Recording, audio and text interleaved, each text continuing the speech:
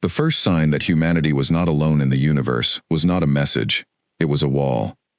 One morning, every telescope on Earth found the same strange thing. Just past the orbit of Neptune, thousands of dark shapes sat in a perfect ring around the solar system. They did not move. They did not answer any signal. They simply waited, like silent guards standing at a locked gate. Within a week, the world understood the truth. Those shapes were ships, enormous ships, each one larger than a mountain, built by a power far beyond anything humans had imagined. The alien fleet did not attack. It did not need to. It simply closed the door. No ship could leave Earth's system without being destroyed. No signal could pass through the ring without being jammed. Humanity had built rockets, satellites, and space stations for over a century, dreaming of the stars. Now the stars were locked behind glass, and someone else held the key. The aliens called themselves the Vantari Dominion, though it took the United Nations 3 years to learn even that much, translated slowly through a single captured probe. The Vantari were an old empire, older than human civilization by tens of thousands of years. They had crossed the galaxy long before apes had learned to walk upright on 2 legs. Along the way, they had found hundreds of other worlds, home to hundreds of other kinds of life. Some of these species had been welcomed as junior partners in the Dominion. Most had simply been absorbed, their cultures folded into the empire, until nothing remained but old songs and forgotten names. When the Vantari first found Earth, they did what they always did. They watched. For over 200 years, hidden probes drifted near the edges of the solar system, quietly recording everything. They watched 2 world wars. They watched the invention of the atomic bomb. They watched humans walk on the moon, and then, strangely, stop going. They watched wars fought over oil, and then wars fought over water, and then, in the final years before the blockade, wars fought over who would control the machines that were smarter than people. The Vantari Council debated for decades on what to do about this violent, clever, unpredictable species. In the end, the decision was simple, and it was written into their official report in a single cold sentence. Humanity shows dangerous growth potential. Contact is not advised. Full isolation is recommended until the species can be properly assessed, or, if necessary, contained. And so the ring of ships arrived, and the blockade began. At first, the people of Earth reacted with fear, then with anger, and finally, slowly, with a strange kind of determination. Governments that had fought each other for a century suddenly found a common enemy that could not be argued with, bribed, or voted out of office. A new organization was formed, made from the ashes of the old United Nations, called the Unified Earth Command, or UEC. Its only purpose was simple to state, and almost impossible to achieve: find a way through the blockade, or find a way to survive, being trapped forever. For the first 10 years, Earth tried everything it could think of. Diplomats sent messages on every frequency, in every language, using every kind of math they could imagine. The Vantari sometimes answered, but only with the same message, translated over and over. You are not ready. Remain. Grow. Wait for review. Nobody knew how long wait for review would take. Some scientists guessed 100 years, others guessed 1,000. A few, quietly, in private conversations late at night, guessed that review would never come at all, and that humanity would simply be left to rot behind its wall, while the rest of the galaxy moved on without it. It was during this long, grinding decade that a young engineer named Elena Reyes first proposed an idea that most of her colleagues thought was insane. Elena had grown up in a small coastal town in the Philippines that had been half destroyed by rising seas before she was even 10 years old. She remembered watching her father argue with government officials who kept saying that help was coming, that a plan was in place, that they only needed to wait. Elena grew up hating the word wait. When she became an engineer, and later joined the UEC's Small Orbital Research Division, she brought that same impatience with her. Her idea was this: instead of trying to fight the blockade or talk to it, Earth should try to disappear from it. The Vantari ships were watching for engine signatures, for the bright plasma trails of rockets, for any large metal object moving with obvious purpose. What if a ship could move without any of that? What if a ship could be built so quiet, so dark, and so slow, that it would look like nothing more than a piece of drifting rock? Most of the senior scientists laughed at her. A ship without a bright engine, could not move fast enough to escape a system guarded by faster-than-light alien warships. It was, they said, like trying to outrun a car by walking very carefully. But Elena had another piece to her plan, one that came from an unlikely place. Buried in old military archives, forgotten since before the blockade, there was a project from the early 2040s called the Whisper Drive. It had been designed, ironically, not for space travel at all, but for submarines that needed to move without being detected by sonar. The Whisper Drive used a strange folding of magnetic fields to push water without any moving parts, and without any of the usual noise a propeller made. It had never been finished. It had never even been properly tested. But the physics behind it, Elena argued, could be adapted for the vacuum of space. A drive that made no noise, a hull that reflected almost no light or radar, a ship that did not run, but crept, patient and dark, through the empty places between watching alien eyes. She called her design a dark ship. It took Elena 3 years just to get a meeting with the UEC Command Council. It took another 2 years of arguing, testing small models, and surviving budget cuts before they gave her a real chance. What finally convinced them was not her charts or her math, though both were excellent. It was a simple question she asked the council one afternoon, standing in a room full of tired old admirals and scientists who had grown used to losing. "We have spent 15 years trying to make the Vantari notice us in a good way," she said. "Diplomacy failed. Begging failed. What if we stop trying to be noticed at all?"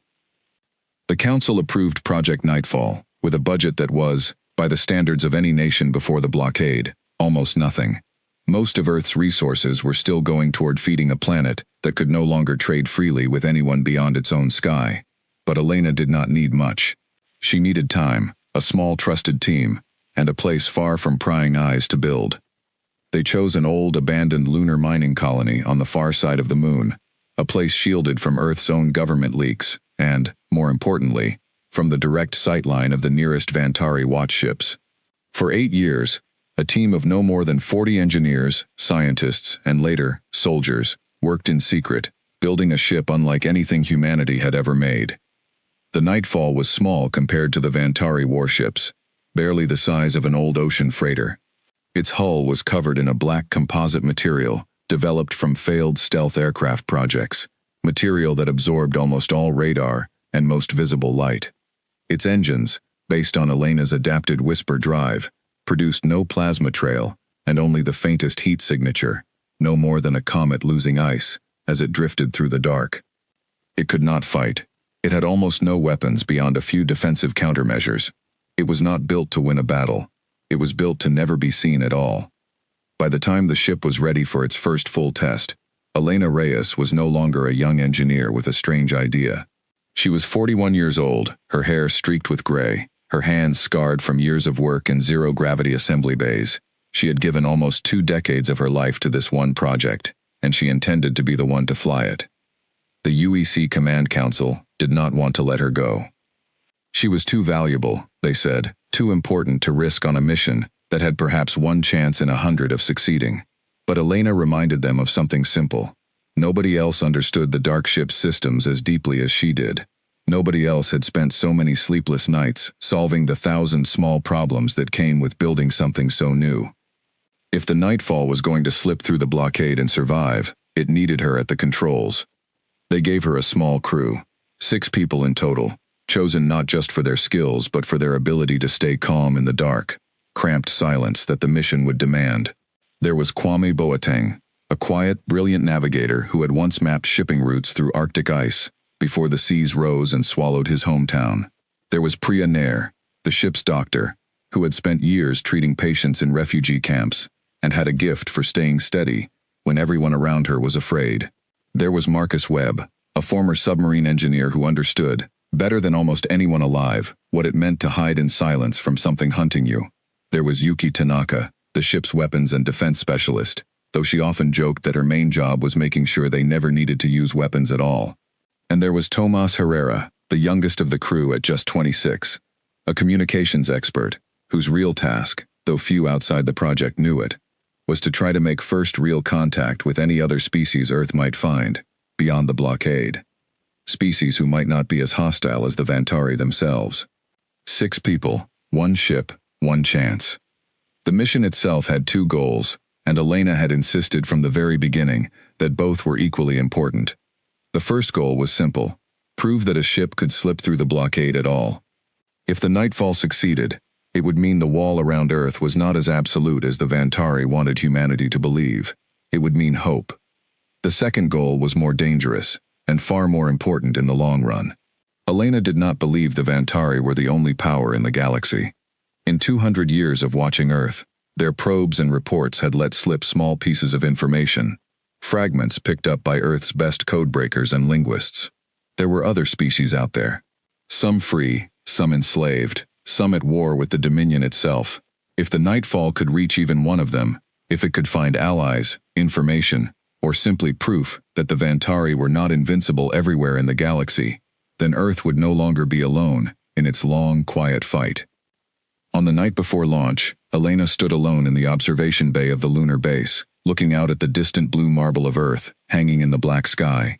Somewhere beyond it, invisible from this angle, the ring of Vantari ships still sat in perfect silence, watching, waiting, confident that nothing could pass their wall unseen. She thought of her father, long dead now, who had spent his last years telling her to be patient, to wait for someone else to fix the world's problems. She thought of the small coastal town that no longer existed, swallowed by rising water, while politicians argued about budgets. She thought of every year humanity had spent begging a silent empire for permission to simply exist freely among the stars. "No more waiting," she said quietly to the empty room. The next morning, under the cover of a solar storm that the Vantari sensors would need extra time to filter through, the Nightfall left its hidden dock on the far side of the moon.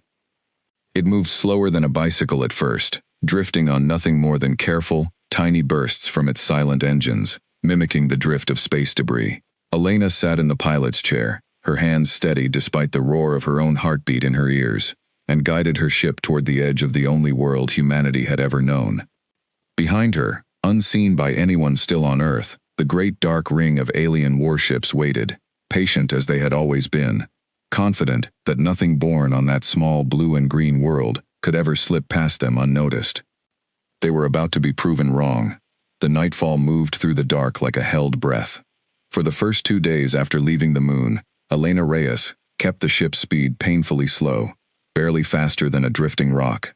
Every burst from the silent engines lasted only a few seconds, just enough to nudge the ship along its planned path without creating any signature large enough to catch attention. It was, as Marcus Webb liked to say, like tiptoeing across a room full of sleeping tigers. Inside the ship, the crew lived in near silence as well.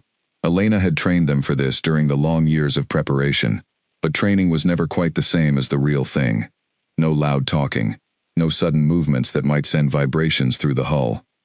Even meals were eaten quietly, sealed food packets opened with careful hands so the crinkle of plastic would not feel, in the tense stillness, like the loudest sound in the universe. Kwame Boateng sat at the navigation station almost around the clock, adjusting their course by fractions of a degree at a time. The Vantari blockade was not a simple wall. It was a living network of ships, sensors, and drones, spread across billions of kilometers, all watching different sections of space, all reporting back to central command points scattered throughout the ring. Kwame's job was to find the thin, shifting gaps between their overlapping fields of watch, gaps that opened and closed as the alien fleet slowly rotated through its patrol patterns. "There," Kwame whispered on the third day, pointing to a faint gap in his display. "A window, maybe 6 hours wide, if my model is right." Elena studied the data. The gap sat between 2 Vantari watch ships that were currently focused on a distant asteroid field, likely checking it for any hidden human mining operations. If the Nightfall could cross through that gap before the ships finished their patrol and turned back, they would clear one of the outer layers of the blockade. "Take us through," Elena said quietly. The next 6 hours were some of the longest of the entire mission. The Nightfall's silent engines pushed the ship forward at a careful, steady pace, never fast enough to create a bright trail, never loud enough, in the language of sensors and radar, to sound like anything more than a drifting piece of space rock. Yuki Tanaka watched the ship's passive sensors without blinking, ready to warn the crew the instant anything showed signs of noticing them. Nothing did. When the 6 hours ended, Kwame let out a long breath and allowed himself a small, tired smile. "We're through the first layer," he said. Elena did not celebrate. She knew, better than anyone on the ship, that the outer layer was the easiest part of the blockade. The Vantari's true strength was concentrated closer to the edge of the solar system, in a dense ring of larger warships built specifically to stop anything that made it past the outer patrols. Over the following week, the crew repeated the same slow, careful process again and again. Find a gap, calculate the timing, creep through in careful silence, wait, repeat. Each time, the tension in the small ship grew a little tighter, like a rope being pulled closer to its breaking point.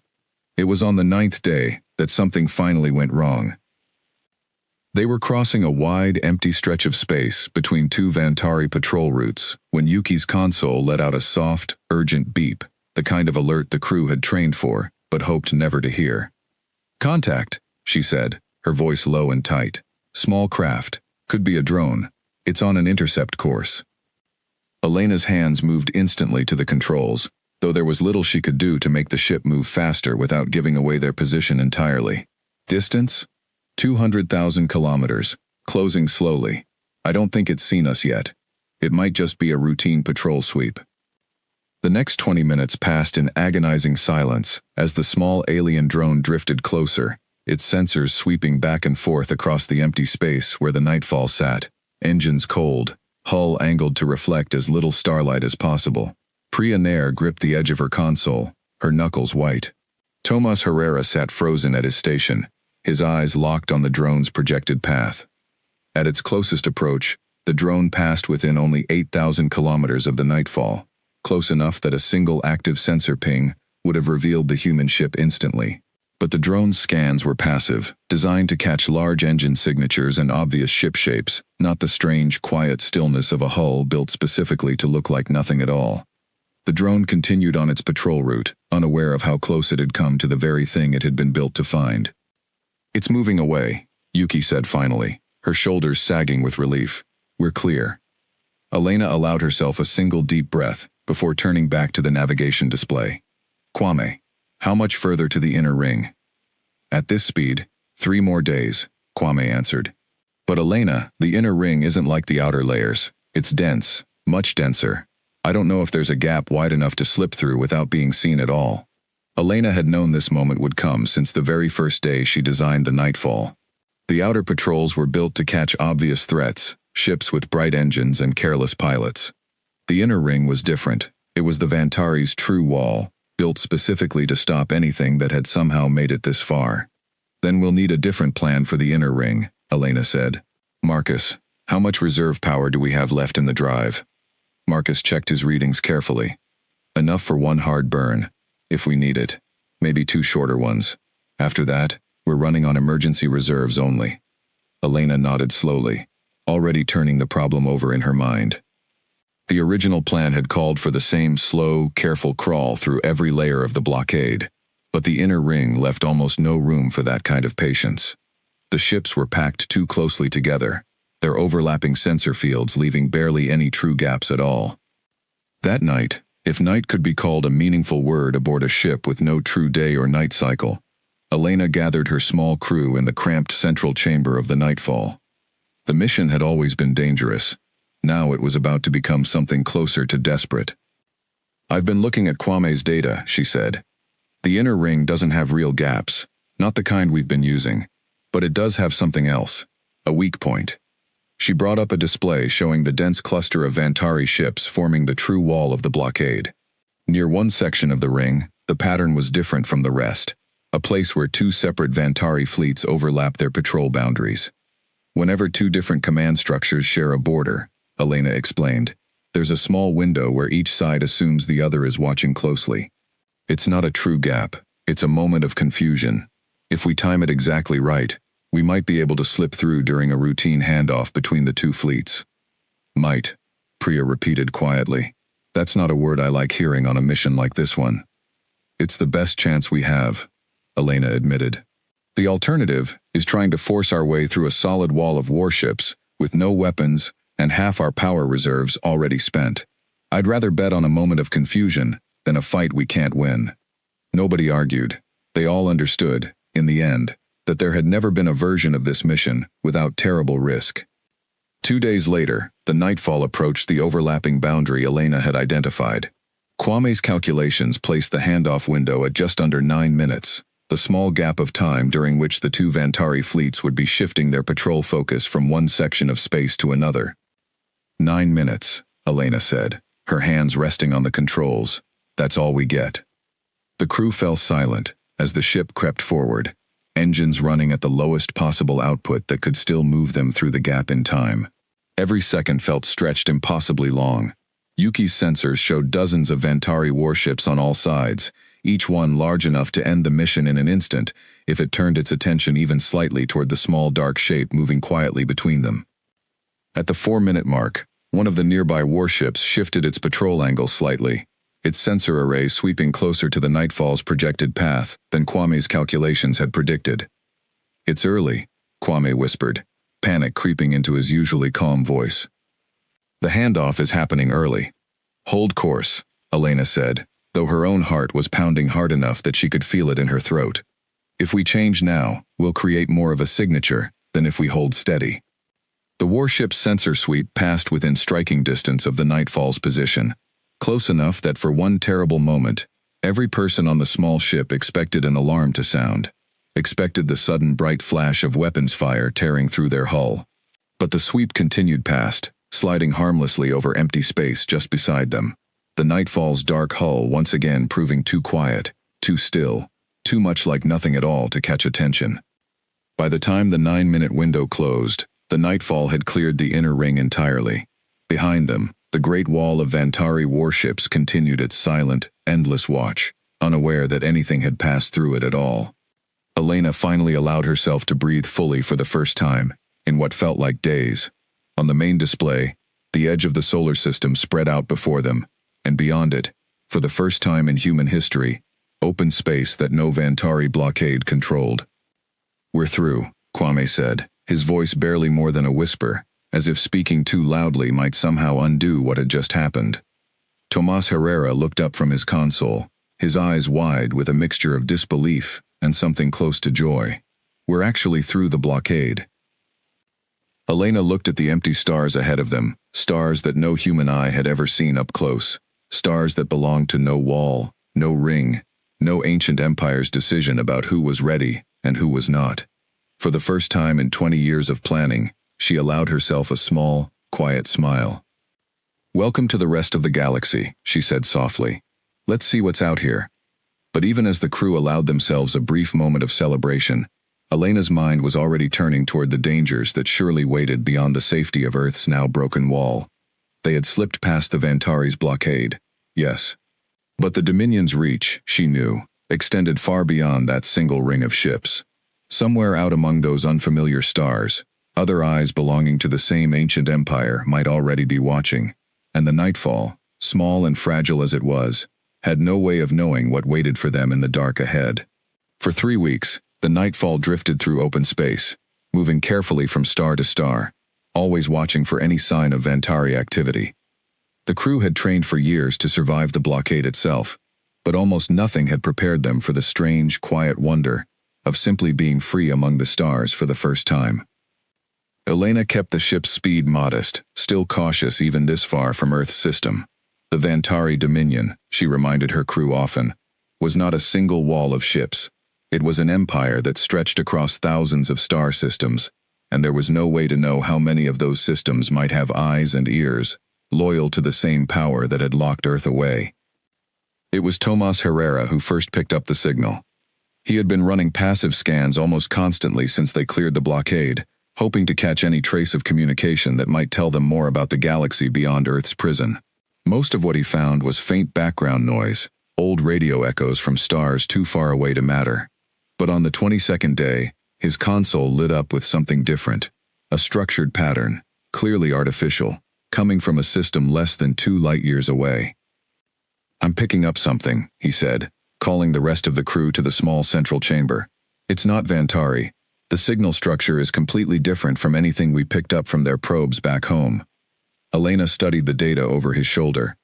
"Can you tell what it says?" "Not yet, but it's repeating." over and over, on a fixed cycle. That usually means one of two things. Either it's an automated beacon, or it's someone trying very hard to be heard, Priya finished quietly. The crew debated for nearly a full day about whether to investigate. Elena understood the risk clearly. Answering an unknown signal could just as easily draw the attention of a hidden Vantari outpost as it could lead them to a friendly contact. But the whole point of the second half of their mission, the part Elena had fought hardest to include, was to find out whether Earth truly stood alone against the Dominion, or whether there were others out there who might become allies. In the end, the decision came down to something simple that Elena said to her crew during their final discussion. We didn't come this far just to hide again. If there's a chance those signals mean there's someone out there who understands what it's like to live under the Vantari's shadow, I think we owe it to Earth to find out. They set a careful, cautious course toward the source of the signal. The star system, when they arrived, held a single rocky planet orbiting a dim red sun. From a distance, it looked lifeless, gray, and cold. But as the nightfall crept closer, its passive sensors picked up faint heat signatures scattered across the planet's surface, clustered in patterns that could only mean one thing. Cities. Or what was left of them. There's something wrong, Kwame said, studying the sensor readings closely. Look at the pattern. Half of these heat signatures are cold, abandoned. The other half are active, but they're small, concentrated. Almost like a population that used to be much larger, Priya said softly. Elena felt a familiar chill settle over her, one she remembered from reading about certain chapters of Earth's own history. Bring us in slow, she said. And Yuki, keep every weapon system, even the small ones, ready, just in case. As the nightfall settled into a high orbit above the planet, still cloaked in its dark, quiet stealth, the ship's sensors painted a clearer picture. The planet's surface bore the unmistakable marks of old conflict. Craters where cities had once stood. Long, straight scars across the land that looked disturbingly like the scorched paths of orbital weapons fire. And near the largest of the remaining settlements, something that made Tomas go very still at his console. A single ship, small and battered, orbiting close to the planet's surface, broadcasting the same repeating signal they had picked up 2 light-years away. It's not a beacon, Tomas said slowly, running the signal back through his translation models one more time. I think it's a distress call, and I think it's been running for a very long time. Elena made a decision that went against every careful instinct her years of training had built into her. Open a channel, she said. Let's try to talk to them. It took hours of careful, patient work from Tomas and his translation systems, cross-referencing patterns in the alien signal, with basic mathematical and visual concepts the crew hoped would be universal, before any real communication became possible. But eventually, a response came through, garbled and rough at first, then slowly clearer as both sides adjusted to each other's patterns. The being who answered called itself Vex on Tar, though the crew quickly began simply calling him Vex for ease. Through slow, careful exchanges of images, numbers, and simple concepts, a picture began to form of what had happened to this small, rocky world. Vex's people, who called themselves the Solinari, had been a peaceful, technologically advanced civilization long before the Vantari Dominion ever found their star system. They had built cities across 3 worlds in their home system, developed art and science and medicine far beyond anything Earth had achieved. And then, nearly 400 years ago, the Vantari fleet had arrived. Unlike Earth, the Solinari had not been locked behind a quiet blockade. They had been given an ultimatum: submit to Vantari rule, contribute resources and labor to the Empire, and lose the right to govern themselves, or refuse, and be destroyed. The Solinari had refused. The war that followed had lasted only a few short weeks. The Vantari fleet, vastly more powerful than anything the Solinari could field, had crushed their defenses easily. What followed was not full destruction, but something almost worse. The Vantari had reduced the Solinari population by more than 90%, destroyed their largest cities, and left just enough survivors to serve as a labor force, forced to mine resources from their own ravaged worlds, and ship them off to feed the endless hunger of the Dominion's war machine. For 400 years, the remaining Solinari had lived under constant watch, forbidden from rebuilding any real military, forbidden from developing new technology beyond what the Vantari allowed. Vex himself had been part of a small, desperate resistance movement, one of the last groups still trying to find some way to fight back, or at the very least, to reach out beyond their own system, in the hope that someone, somewhere, might help. He says most people gave up hope decades ago, Tomas explained, translating the latest exchange for the rest of the crew. He says nobody has answered their signal in almost 50 years. He wants to know who we are. He wants to know if we serve the Dominion. Elena felt the weight of the moment settle over the small central chamber of the Nightfall. This was exactly the kind of contact she had hoped to find, and exactly the kind of danger she had feared discovering. A civilization broken by the same empire that had locked Earth away, desperate for any sign of hope, but also potentially watched closely by the very power they were trying to escape. "Tell him the truth," Elena said finally. "Tell him where we're from. Tell him we don't serve the Dominion. Tell him our own world is trapped behind their blockade, just like his people are trapped here." The response, when it came, carried an emotion that needed no perfect translation to understand. Something in the rhythm of Vex's reply, the sudden shift in the signal's pattern, felt unmistakably like disbelief, mixed with desperate, cautious hope. Over the following days, as the Nightfall remained in careful, hidden orbit above the Solinari world, Vex shared more information than Elena could have hoped for. He explained the rough size and structure of the Vantari Dominion, an empire spanning thousands of star systems, held together not by loyalty, but by fear, and careful, brutal control. He explained that the Solinari were far from the only conquered species. Dozens of civilizations across known Vantari space lived under similar rule, some crushed into complete obedience, others, like the Solinari, still quietly resisting in whatever small ways they could. More importantly, Vex explained something Elena had not expected to hear at all. The Vantari Dominion, for all its power, was not united.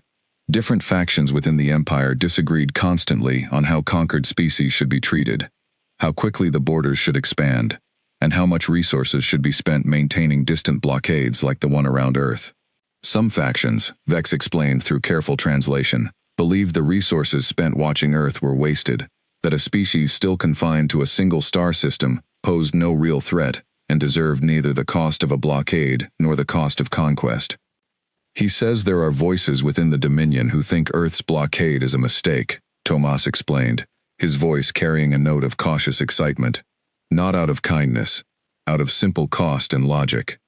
If we can find those voices, or find a way to make our existence seem more trouble than it's worth to keep locked away, there might be a path to ending the blockade, without ever needing to fight our way through it. Elena considered this carefully. It was not the clean, dramatic solution she might have imagined during the long years of planning back on the moon. There would be no single battle to win, no simple key to unlock Earth's prison. But it was something new, a crack in the wall of assumptions about how powerful and unified their enemy truly was. "We need more information," Elena said finally, "about the different factions within the Dominion, about where their real weaknesses lie, and Vex, if his people are willing, might be able to help guide us toward it." But even as new plans began to form aboard the Nightfall, a fresh alert flashed across Yuki's console, cutting through the cautious optimism of the moment like a blade. "Elena," she said sharply, "we've got a problem. Long-range sensors are picking up a Vantari patrol fleet. They're not close yet, but they're on a course that will bring them through this system within the next 2 days." The brief moment of hope aboard the Nightfall turned quickly back into tense, careful calculation. They had found allies, information, and a crack in the Empire's armor. But they had also, perhaps, run out of time to make use of any of it safely. 2 days. That was all the time the Nightfall had before a Vantari patrol fleet arrived in the Solinari system. Elena gathered her crew immediately, along with Vex Ontar's careful, translated input, to figure out their next move. Running was the obvious choice, but running blindly into open space carried its own risks. They still knew almost nothing about the wider layout of Vantari territory beyond this single system, and a patrol fleet moving on a fixed course likely meant there were more Vantari assets nearby than they had first realized. "We can't outrun a full patrol fleet in a straight line," Marcus said, studying the projected course data. "Even with the Whisper drive, we're not fast. Our advantage has always been staying hidden, not outrunning anything." "Then we stay hidden," Elena said. "But we need a plan beyond just waiting quietly. If that fleet's course brings them close enough to this planet, they'll be running standard patrol scans. We might have gotten past distracted outer patrols back home, but a fleet actively searching a system is a different kind of danger. Through Tomas's steady translation work, Vex offered something the crew had not expected. The Solinari, despite 400 years of Vantari control, still maintained a small network of hidden sensor relays scattered through the outer edges of their system, remnants of old resistance efforts that the Vantari had never fully discovered. These relays could give the Nightfall early warning of the patrol fleet's exact movements, buying precious extra time to adjust their hiding position. He says there is also something else, Tomas relayed, his brow furrowed as he worked through Vex's rapid signal patterns. A hidden debris field, left over from the original war 400 years ago, wreckage from destroyed ships and stations, still drifting in a stable orbit at the edge of the system. It's large, dense with metal and old machinery. If we position the Nightfall within it, our own signature might blend into the background noise. Elena felt a small spark of hope at the idea. It was, in many ways, an even better hiding strategy than open space. A quiet ship among a field of quiet wreckage. Ask him if he can guide us there, she said. The next 30 hours were spent in careful, silent movement, guided partly by Vex's directions and partly by Kwame's own careful navigation, as the Nightfall crept toward the massive debris field marking the graveyard of the old Solinari war fleet. The wreckage stretched for thousands of kilometers, broken hulls of ships far larger than the Nightfall, drifting silently in permanent orbit, frozen reminders of a battle fought long before any human alive had been born. As the Nightfall settled into a hidden position among the largest pieces of wreckage, Yuki kept a careful watch on the approaching Vantari fleet's movement, now visible on long-range passive sensors.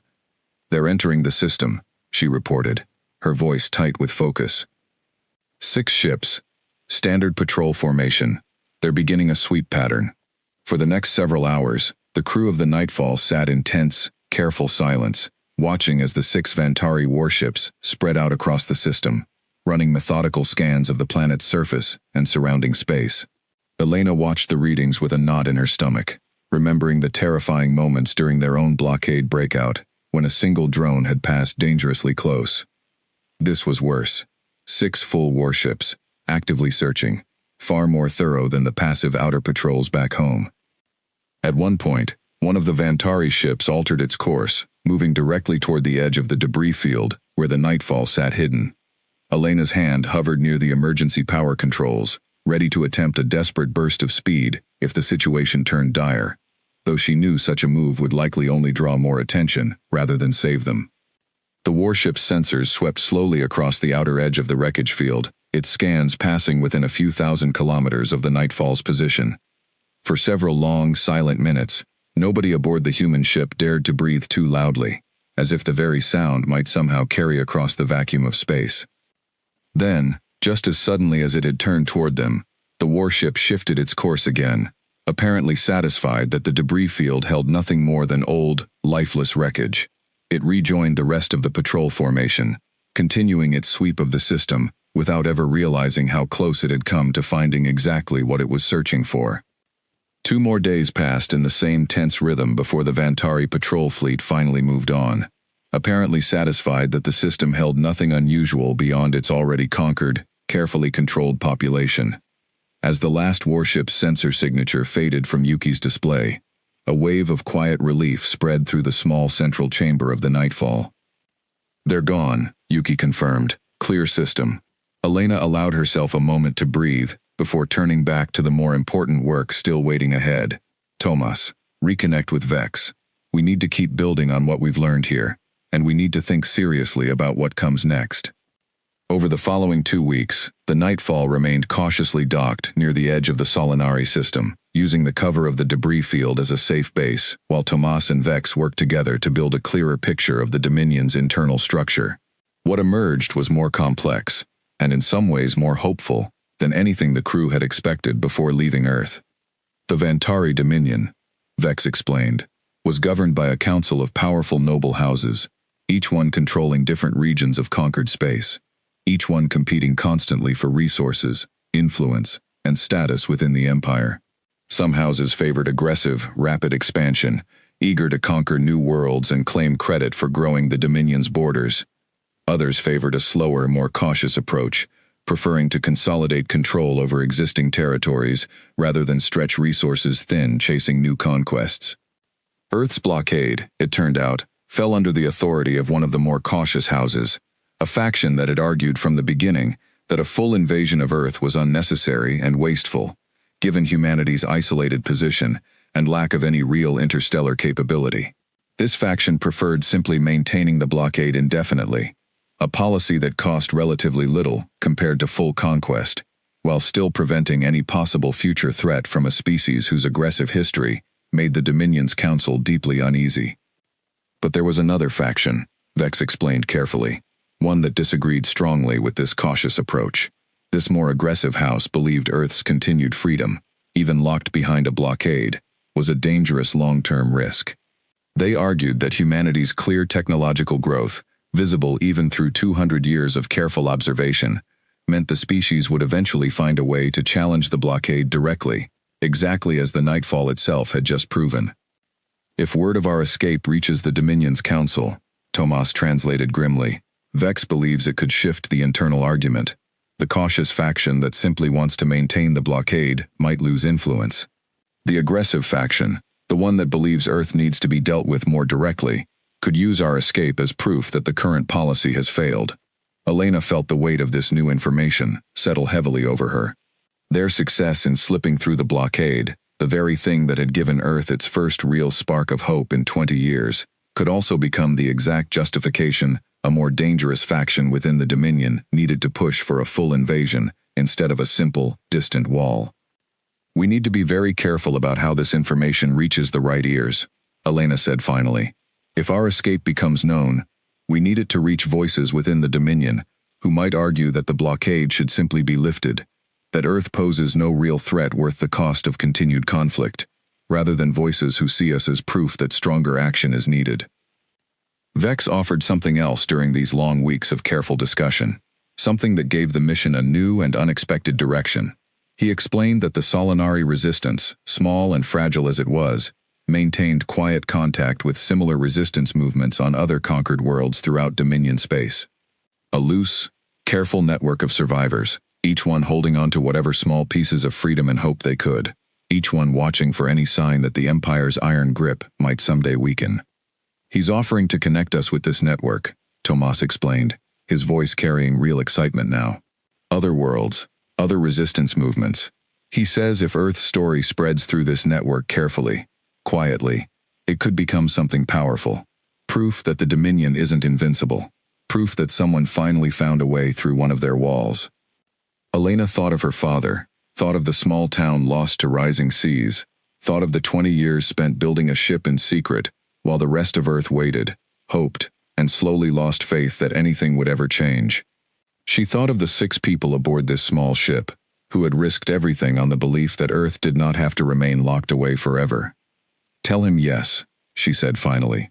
Tell him we want to build that connection, carefully and quietly, but yes.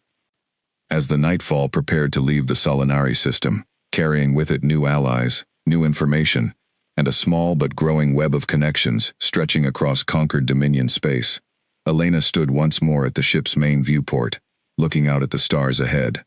The mission had changed since they first left Earth's moon. It was no longer simply about proving that a single ship could slip through a blockade unnoticed. It had become something larger, a first thread in what might, with enough patience and enough courage, become a much wider unraveling of the Empire's control. But threads, Elena knew, could just as easily be cut as pulled, and somewhere among the countless stars of Vantari territory, the aggressive faction Vex had warned them about was still out there, still watching, still waiting for the right moment to argue that Earth's small act of defiance deserved a far harsher answer than a distant, quiet wall.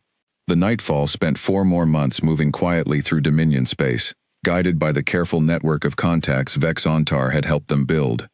Each new system brought fresh danger, and each new contact brought fresh pieces of a larger picture Elena Reyes was slowly learning to understand. They visited 3 more worlds during those months, each one home to a different conquered species, each one carrying its own story of loss and quiet, stubborn survival.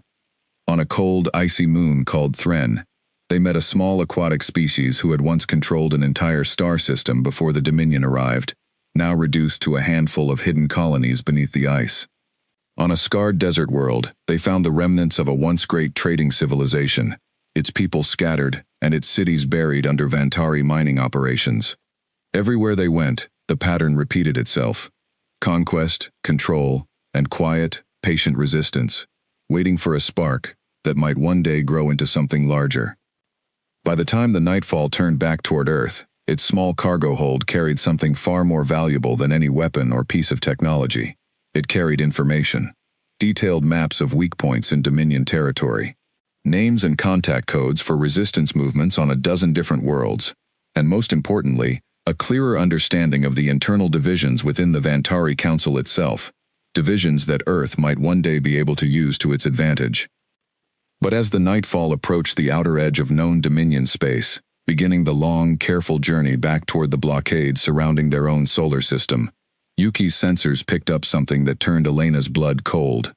"We've got a problem," Yuki said, her voice tense as she studied the readings. "There's a large fleet movement happening near the edge of Vantari core territory, much larger than anything we've seen so far, and Elena, the course projections put them on a path toward Earth's system." Elena felt her stomach drop. How large? Bigger than the current blockade fleet. Much bigger. This isn't a patrol formation. This looks like a full invasion force.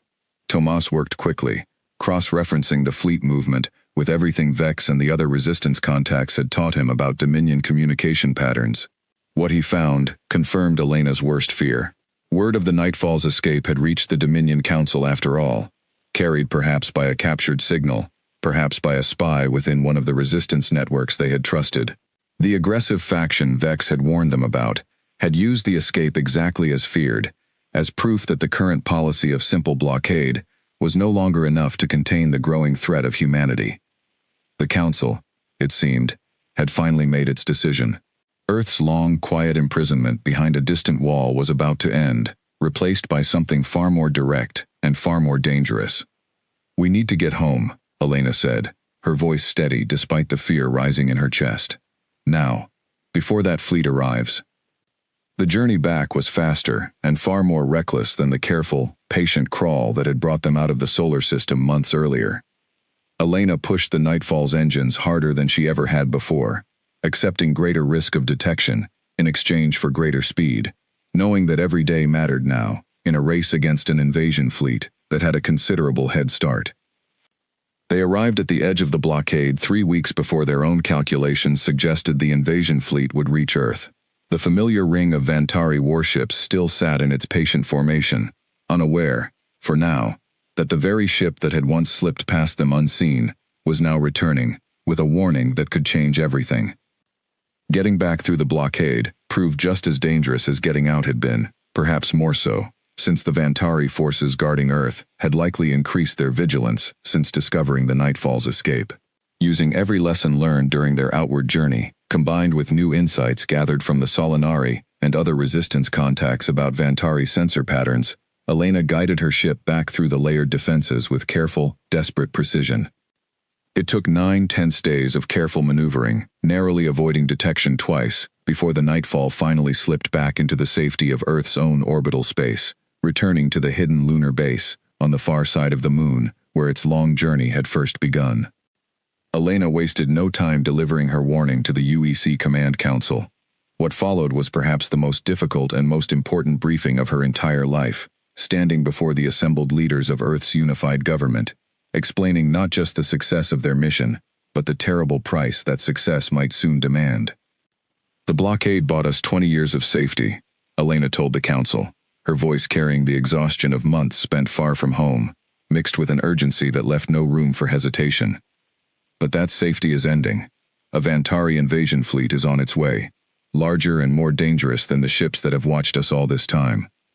We have perhaps 3 weeks before it arrives."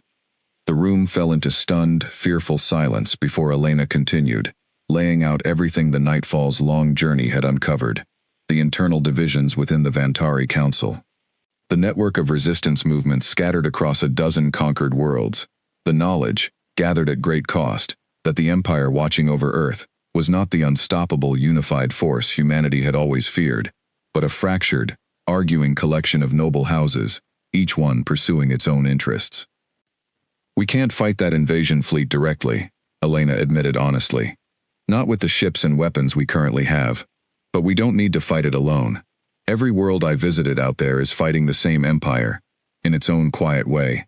If we can reach them, coordinate with them, even something as simple as spreading word of Earth's resistance, of Earth's escape, could create pressure the Dominion's cautious faction can use to argue against a costly, drawn-out war." It was Vex Ontar's own words, translated and relayed through Tomas during the long journey home, that Elena chose to end her briefing with. Words that had struck her deeply during their time in the Solinari system, spoken by a being who had spent 400 years watching his own people survive under the shadow of the same empire now turning its attention toward Earth. "He told us that hope doesn't need to be big to matter," Elena said quietly to the assembled council. "It just needs to survive long enough to spread. We've spent 20 years hiding, hoping someone would notice us and decide we were worth saving. I think it's time we stopped waiting for that and started building the kind of hope that spreads on its own." In the weeks that followed, Earth's response to the coming invasion fleet took a shape nobody could have predicted 20 years earlier, when Elena first proposed her strange, quiet idea of a ship that would slip through the blockade unseen. Instead of a single desperate battle, Earth's leaders, guided by everything the Nightfall's crew had learned, began quietly reaching out through the resistance network Vex had helped them build, sending careful, coded messages to a dozen worlds Elena had visited during her long journey. The messages carried a simple, powerful truth.